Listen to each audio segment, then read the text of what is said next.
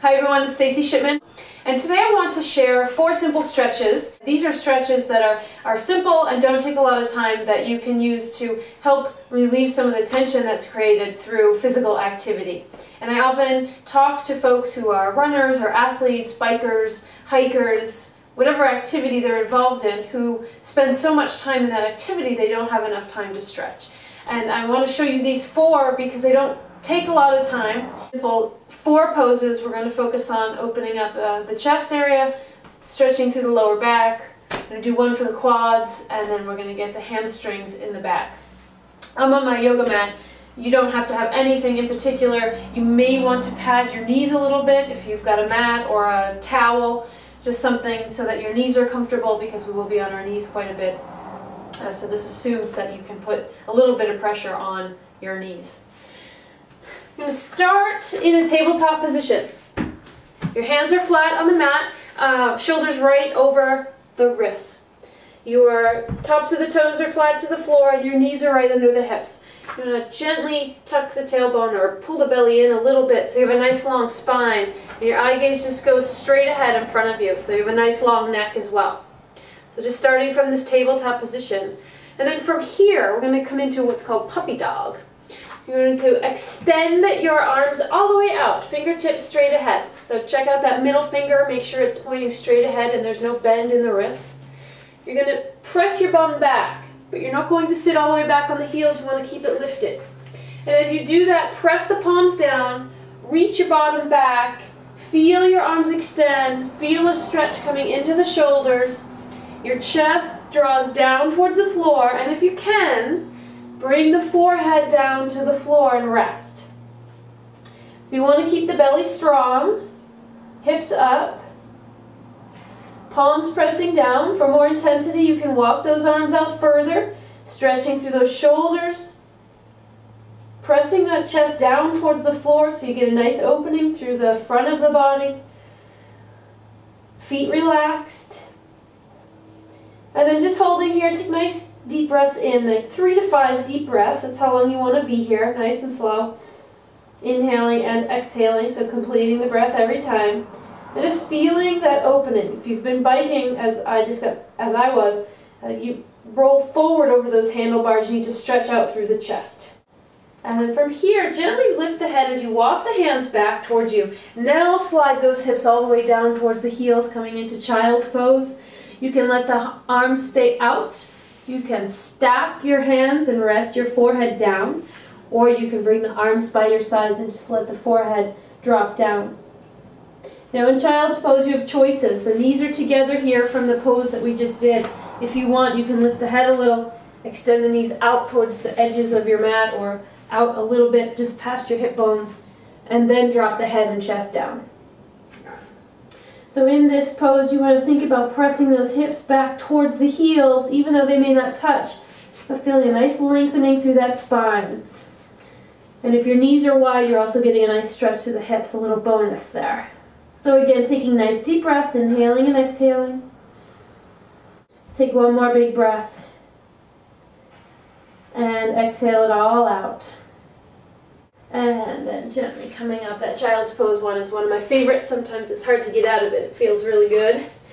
And now just come up onto your knees. You're going to take the left foot forward. And you want to take it forward enough so that foot is flat and the knee is at most over the ankle, so you're not forward. Alright, so you don't want the foot too far in, so my knee goes beyond the ankle there. I got to bring my foot forward. You might need to help it along, that's fine.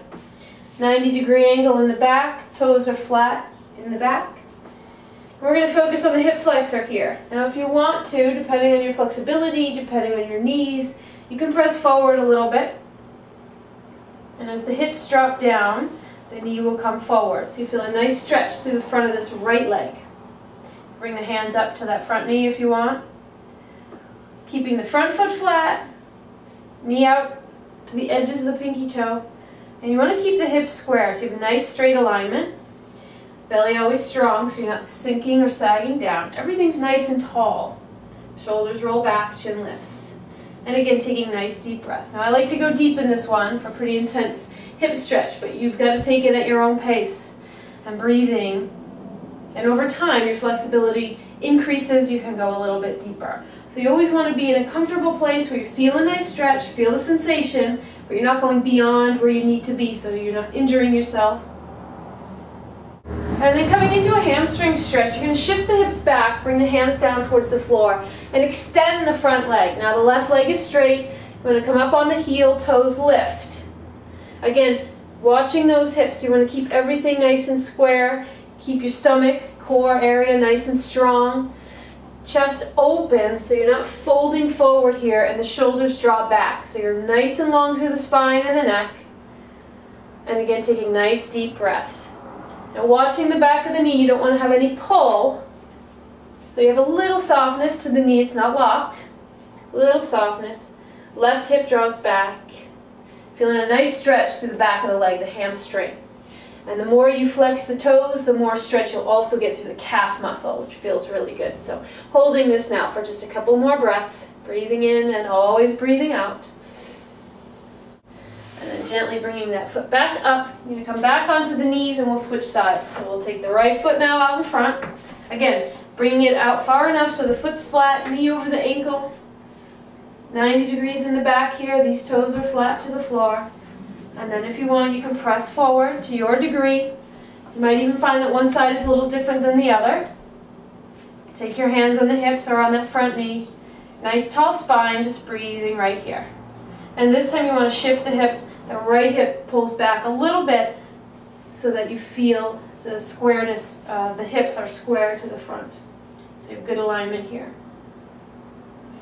Breathing in and out. Take one more breath in. And exhale. We're going to shift those hips, lift the front toes now. Coming into that hamstring stretch on the other side. Hips square, chest open, shoulders draw. Draw away from the ears, and to do that, you're going to think about shifting the shoulder blades together. So drawing those shoulder blades together, toes lift, nice stretch up the whole back of the leg. Keep the neck long, your eye gaze goes maybe right beside that right foot in front of you. Breathing in and out. My hamstrings are pretty tight, so I like to stay a little lifted. I get a nice stretch here, knees soft, not locked. Take one more breath in. A big breath out. Good. And then gently lifting up, slowly sliding that foot back, coming onto your knees, sitting back, and you are done with your stretch break. Less than 10 minutes. A great way to keep yourself limber, avoid injury, and get you ready to go for the next time you hit the streets, hit the gym, or whatever activity you are participating in. So that is your weekly stretch break. I'm Stacey Shipman. We'll see you next time.